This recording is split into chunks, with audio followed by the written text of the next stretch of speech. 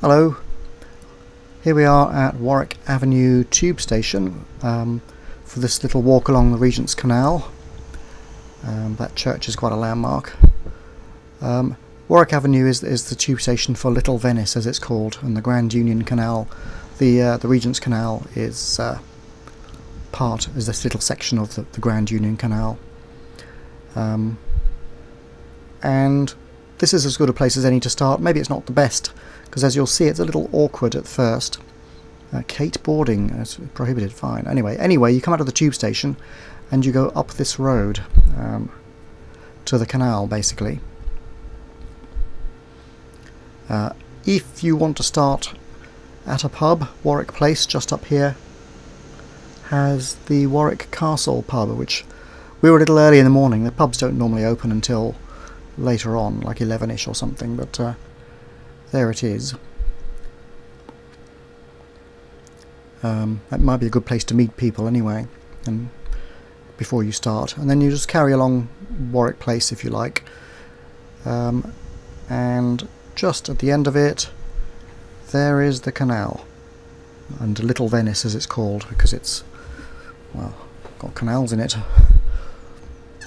And there's one of the residents.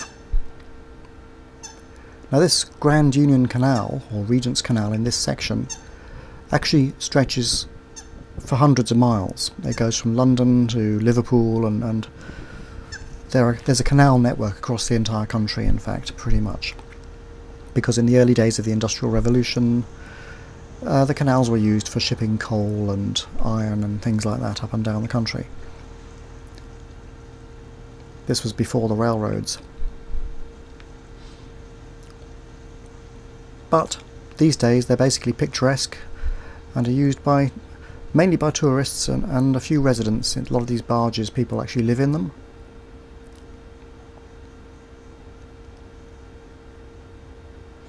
Now we're not going to go in this direction, we're going to go in exactly the opposite direction.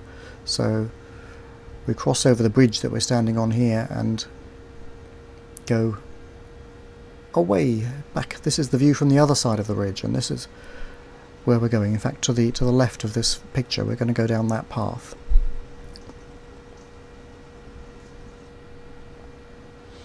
Now if you want to take a barge, you can see it's well, not that cheap, but the prices vary a lot. I mean, I saw another one where they have musicians, admittedly, as well, to accompany you on a romantic trip, charging about £20 per person.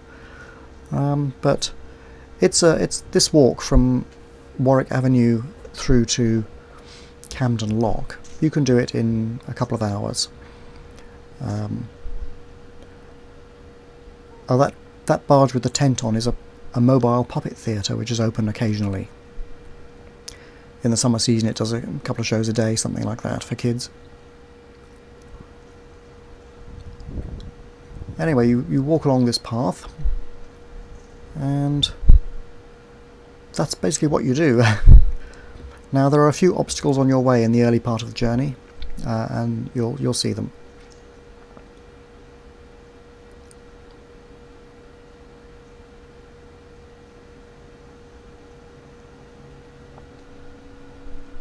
The first obstacle is right here. This first section is actually private, and you can't go past that gate without keys, so instead you pop up the little footpath here and go alongside the road.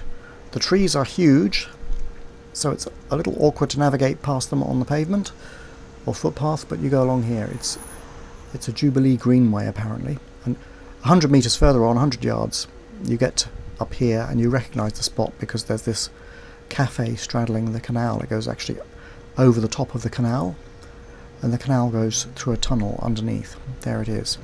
But you follow the footpath up on the left here. Just follow it straight along, because the tunnel is about 300 yards long or so. So you just walk straight along this road. You have to cross the Edgware Road and carry straight on. This is Aberdeen Place. And you can pick up the canal basically at the other end of this road, which is only short. So here we are at the other end. You've got these beautiful recycle bins and the lovely danger of death signs on the electricity substation, and there is a rather inauspicious looking entrance to the canal. You can normally go down these steps and walk along the towpath, but sometimes it's locked, as in this video, in which case you just walk around the side and join it a bit further on.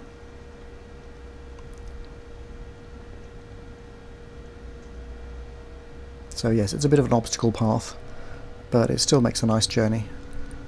You come to the end of that little path and you find a road, Lisson Grove. The entrance is across the road there. That particular entrance was locked by residents again, but it doesn't matter because you can go on the other side of the canal just there, which is open by the lights.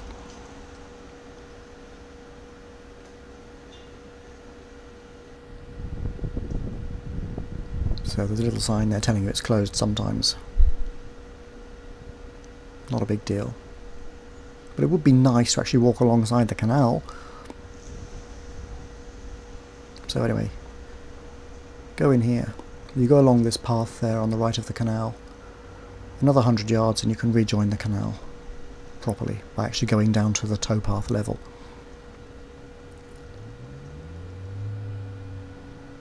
These are residence barges. They live here. I mean, it looks nice in the summer, but I think it might be a little bit tough living here in the winter, which in England is pretty much all of the year. We only get a couple of weeks of sunshine if we're lucky in the summer.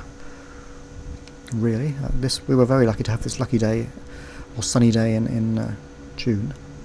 But anyway, you go across this bridge, and that's the train line to Marylebone Station going over the top of the canal there, and beyond that is the Metropolitan Line tube, and beyond that again is Regent's Park Road.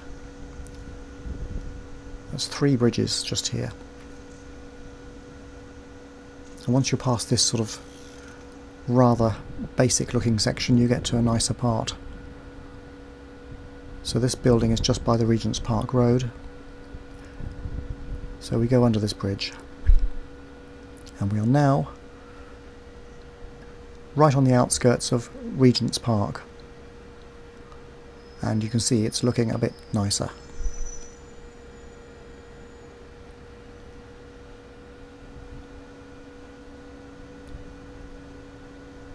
There, I think it's Veneto Villa. These are Nash designed villas. He designed about, I don't know, 60 odd, but only half a dozen were built, or only half a dozen survive now. Beside that is Herringham Hall, and beyond it you can see the minaret of the London part of the Regent's Park Mosque. That's Corinthian Villa. All these are sitting beside the canal. You can just walk along here. One thing about the canal is there's a sort of endless stream of joggers and cyclists, so you have to sort of watch yourself, but it's okay. It's picturesque. These duckies seem to be enjoying it anyway.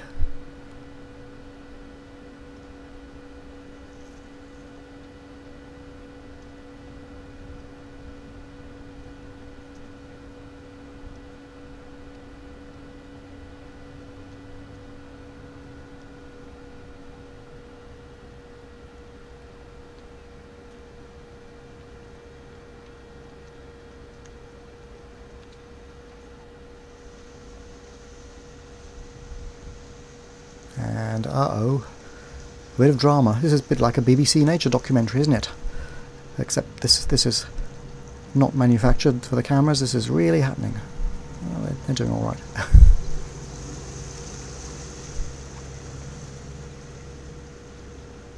Must be annoying for them having all these barges zooming past all the time.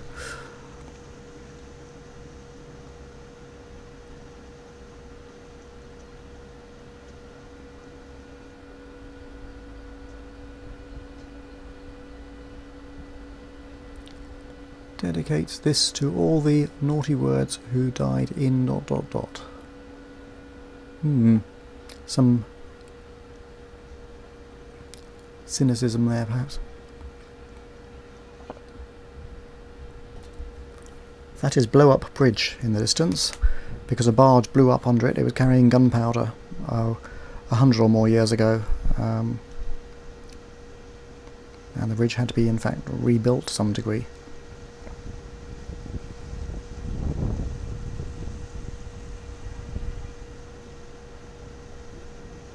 but it still has the original iron pillars which were built or produced in the early days of the Industrial Revolution.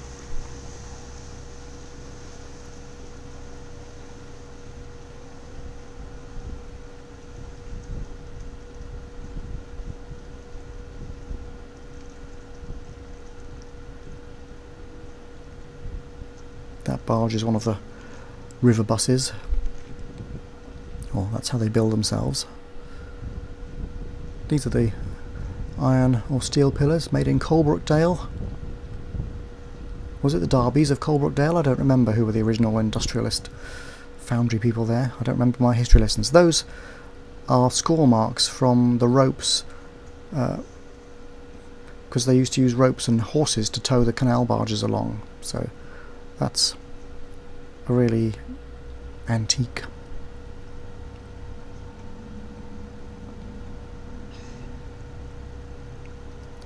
The columns were rotated 180 degrees when they rebuilt it, so that the other side would get scored instead.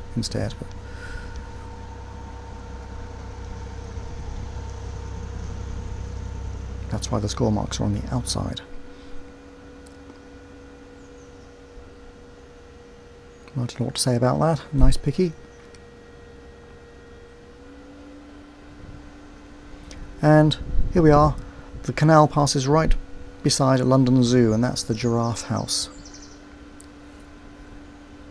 in the background.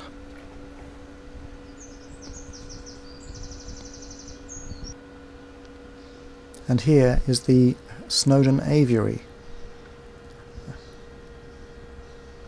Sort of an innovative design for a bird cage. What's funny about it is, although they have lots of exotic species in there, the local starlings have figured out a way to get in and out of the cage, and they go in there and steal the bigger birds' food. Quite a lot. But these birds haven't figured out how to get in and out, so they stay there. A little bit further on from that, you see this floating Chinese restaurant, which is very popular. It's been there for years and years and years. But the canal doesn't stop here. You carry on. If you want to, you can go up this path up to the street and have a look at the church, or follow the canal. It turns to the left here, where these people are going. It used to go straight on, but that was filled in with rubble from demolished buildings during the Second World War and has been closed off basically and built over. So you go under this rather murky looking bridge and just carry on.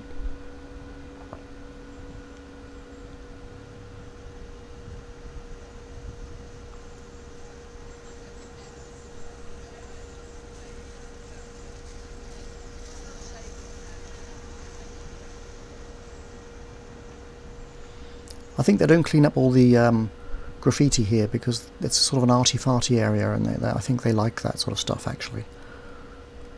Well, they even make their own, as you can see.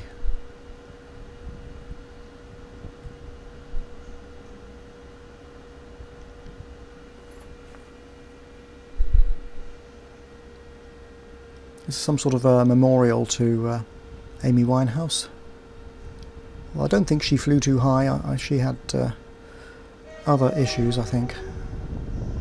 But still, it's nice to see. And then there's a memorial to Tony Blair, George W. Bush, and I'm not sure who the third guy is. Is it Saddam Hussein, or is it the devil, or what? Somebody dodgy looking anyway. As dodgy as the other two.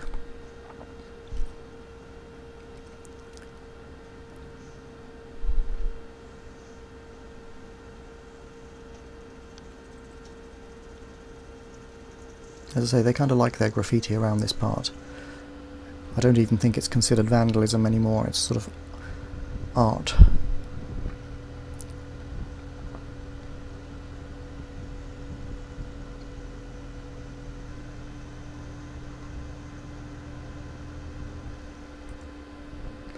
This is the Pirate Castle, which is a sort of a youth centre. They do sort of canoeing and kayaking and things of that sort.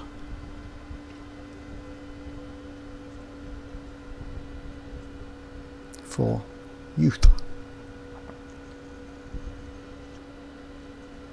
This is Camden Town proper. People in this area like to show off their bizarre clothing and stuff. It's a very punky sort of place. And you've got Camden Market here, where you can easily spend a couple more hours browsing and looking at all the trinkets and stuff to buy. It's very popular. But if you need the toilet, it's in this building here, just up on the balcony under that tunnel. Because after walking along the canal, you might. And yes, this is possibly a good place to stop, get something to eat. It's not cheap or anything, but it's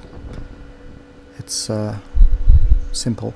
If this is the end of your walk, you turn right at this bridge and go down the road or past the lock and looking at the shops, selling you all sorts of rubbish that you don't need, but which is amusing.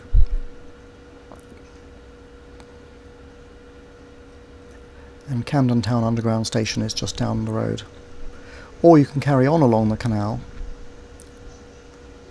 It goes all the way to the London Docklands. The walk is another 3 hours or so from here. But as I say, you can easily spend 2 or 3 hours in Camden Market. It's big, and there's several markets all in Camden Town, selling all the stuff from the internet that you may not have noticed.